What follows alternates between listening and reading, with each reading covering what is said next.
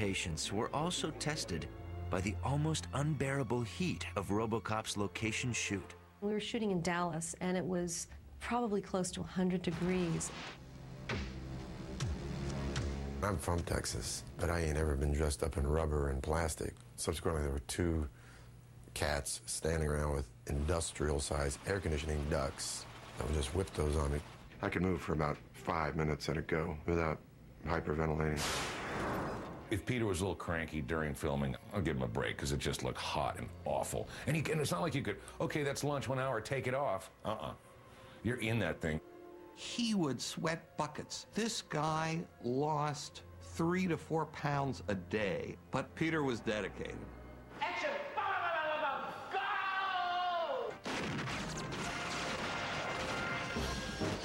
OCP spokesman claimed that the fearless machine has crooks on the run in Old Detroit.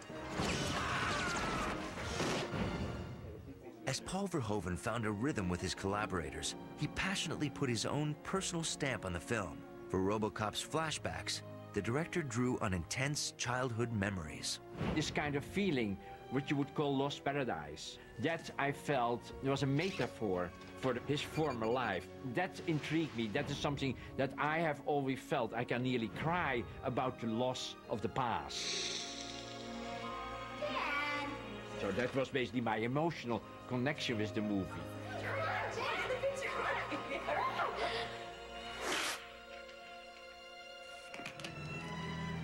His memory of his family, his memory of his partner, his memory of a previous life, in a way saves him from becoming a machine. I really have to tell you something. I love you. That character was not a cartoon, it was a real, live human being, and he really made sure that that was not lost. It's really good to see you again, Murphy. Murphy had a wife and son. What happened to them? Well, after the funeral, she moved away. She thought you were dead. She started over again. I can feel them. But I can't remember them. Meanwhile, intense emotions were also being expressed behind the camera, between Verhoeven and his admiring but anxious producers. There wasn't enough money, and a lot of people were at war, and everybody was just trying to survive. And back it out! There were big, explosive, screaming fights every single day. Paul, I remember him saying at one point, "It's a conspiracy. It's a conspiracy. Don't think I don't know what you're doing, isn't it?" You know. So I think he felt the weight of the world on his shoulders. We really moved like gangbusters. So anything that slowed him up was really just sabotage, you know? The movie was too damn complicated for some of the budget that we had. The gas station scene. There was this huge explosion. A giant fireball set on fire the surrounding buildings and the surrounding trees and the neighborhood, you know, was just like on fire. And everybody's panicking and the fire department is rushing there. And Yost Vacano goes over to Paul and says, "Well, I don't think that explosion is big enough to read on film. We have to redo it." Well, at this point, I mean, we're already quite behind. And so I said, guys, let's look at the film before we decide that we're going to reshoot this, which was a good thing because they weren't going to give us a permit to even go into that part of town anymore. Who are you? Who are you?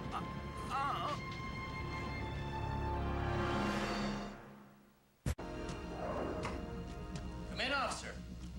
You know I don't usually see anyone without an appointment, but in your case, I'll make an exception. You are under arrest. Oh? On what charge? Aiding and abetting a known felon. By the spring of 1987, Robocop had finally taken cinematic shape as Paul Verhoeven excitedly completed his director's cut. I had to kill Bob Morton because he made a mistake. Now it's time to erase that mistake.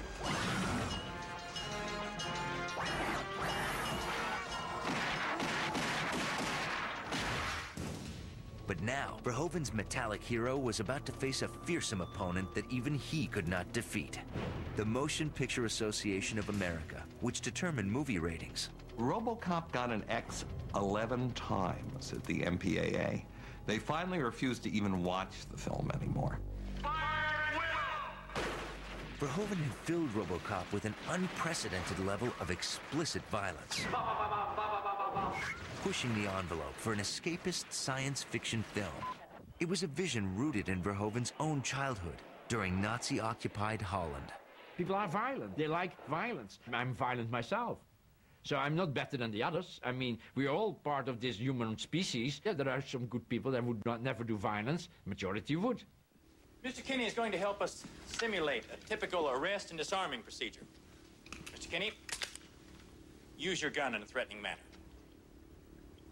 Please put down your weapon. You have 20 seconds to comply. I think you'd better do what he says, Mr. Kinney. A lot of the violence was funny. The Ed 209 killing the executive. His whole body's blown up for a pretty long time, 10, 15, 20 seconds or something like that. The first thing somebody says, Sure, it's only a glitch. The glitch, isn't it? The absurdity of that was much stronger in the director's cut than in the release cut. Mark, I am authorized to use deadly force now. I fought them. I tried everything to do it my way. But of course, I made they have the power. And in my contract, it said R, need the R rating. And interestingly enough, the more the violence was cut back, the more violent it became, as far as I was concerned. Paul wants to show everything. And as we cut it back, it was a little bit like a nude in Playboy. As you cover a little bit more up, it becomes more erotic. Stop! I'll give you anything you want. Please, please don't kill me, all right? When the motion picture rating people had them cut it back, it was horrible. It was horrific. Now I gotcha!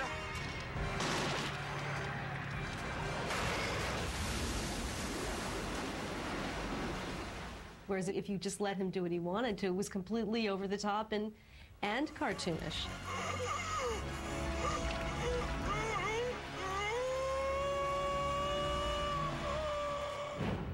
With an R rating finally secured, Verhoeven now anxiously awaited his next and final verdict, the opinion of moviegoers and critics, as Robocop opened nationwide on July 17, 1987. That whole, let's say, enormous weight that was suddenly put on my shoulders, that I had to deal with, not knowing really too much about it, was for me nearly insupportable. But I remember the first time I saw a movie trailer for it. Everyone in the theater booed and laughed. Really strange. It's like, no, you guys, you don't understand. Just wait. It is my great pleasure to present to you Robocop. And we went down to the Bruin Theater where it was playing. At the very end of the movie, the audience did something that I'd never seen in any of the test screenings or anything. They roared. They just roared. Come on. It was the biggest rush I have ever had. Surprised critics hailed Paul Verhoeven as a major new voice in American movies. And after Robocop's box office triumph, Verhoeven scored a personal victory when his original director's cut was released on video.